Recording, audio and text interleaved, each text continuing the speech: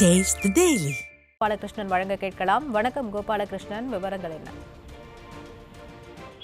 வணக்கம். தமிழக அரசு அண்மையில் அரசு ஊழியர்களுக்கு புதிய ஓய்வூதிய திட்டம் ஒன்றை அறிவித்தது. குறிப்பாக திமுக ஆட்சிக்கு வந்தால் அரசு ஊழியர்களுக்கான பழைய ஓய்வூதிய திட்டம் நடைமுறைப்படுத்தப்படும் என்ற தேர்தல் வாக்குறுதியை நிறைவேற்ற கோரி அரசு ஊழியர்கள், அரசு பள்ளி ஆசிரியர்கள் பல்வேறு கட்ட போராட்டங்களை நடத்தி வந்தனர். ஆனால் அரசு ஆட்சிக்கு வந்து கடந்த 4.5 ஆண்டுகளுக்கு மேலாக எவ்வித நடவடிக்கையும் எடுக்காமல் மௌனம் காத்து வந்த நிலையில் சட்டமன்ற தேர்தல் நடைபெறுவதற்கு 3 மாதங்களே உள்ள நிலையில் திடீரென அரசு ஊழியர்கள், அரசு பள்ளி ஆசிரியர்களுக்கு புதிய ஓய்வூதிய திட்டம் ஒன்றை அறிவித்தது.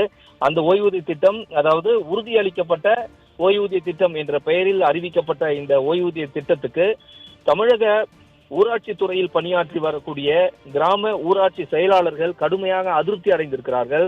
ஏனென்றால் கடந்த 2018ஆம் ஆண்டு முதல் காலமுறை ஊதியத்தில் பணியாற்றி வரும் தங்களுக்கு இந்த அரசின் உறுதியளிக்கப்பட்ட ஓய்வூதிய திட்டம் பொருந்தாது என்ற அறிவிப்பு தங்களுக்கு மிகுந்த ஏமாற்றம் அளிக்கிறது.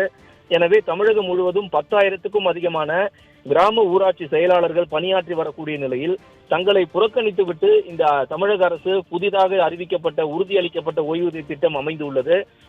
எனவே இந்த புதிய ஓய்வூதிய திட்டத்தில் தங்களையும் சேர்க்க வேண்டும் என கோரிதான் கடந்த 4 நாட்களுக்கு மேலாக கிராம ஊராட்சி செயலாளர்கள் பல்வேறு கட்ட போராட்டங்களை நடத்தி வருகின்றனர். முதல் நாள் சைதாப்பேட்டையில் உள்ள ஊராட்சித்துறை இயக்குனர் அலுவலகத்தை முற்றுகையிட்டு ஆர்ப்பாட்டம் நடத்திய இந்த கிராம ஊராட்சி செயலாளர்களை காவல்துறையினர் குண்டுக்கட்டாக கைது செய்த நிலையில் அன்றிலிருந்து தொடர்ச்சியாக தங்களையும் இந்த உறுதியளிக்கப்பட்ட ஓய்வூதிய திட்டத்தில் இணைக்க வேண்டும் என வலியுறுத்தி இன்று 5வது நாளாக கிராம ஊராட்சி செயலாளர்கள் மாபெரும் போராட்டத்தை நடத்தி வருகின்றனர். சுமார் 2000க்கும் அதிகமான கிராம ஊராட்சி செயலாளர்கள் இந்த போராட்டத்தில் கலந்து கொண்டு தமிழக அரசு அறிவித்திருக்கக்கூடிய இந்த புதிய உறுதியளிக்கப்பட்ட ஓய்வூதிய திட்டம் தங்களுக்கு ஏற்புடையது அல்ல, தங்களையும் இந்த புதிய ஓய்வூதிய திட்டத்தில் இணைக்க வேண்டும் என்ற ஒற்றை கோரிக்கையை வலியுறுத்தி இந்த மாபெரும் இந்த போராட்டத்தை நடத்தி வருகின்றனர். எங்கு திரும்பினாலும் தமிழக அரசுக்கு எதிரான முழக்கங்களும், தமிழக அரசு உறுதியளிக்கப்பட்ட ஓய்வூதிய திட்டத்தில் தங்களையும் சேர்க்க வேண்டும் என்ற ஒற்றை முழக்கமே இந்த ஊராட்சி செயலாளர்கள் நடத்தி வரும் ஆர்ப்பாட்டத்தின் வாயிலாக எதிரொலித்துக் கொண்டிருக்கிறது.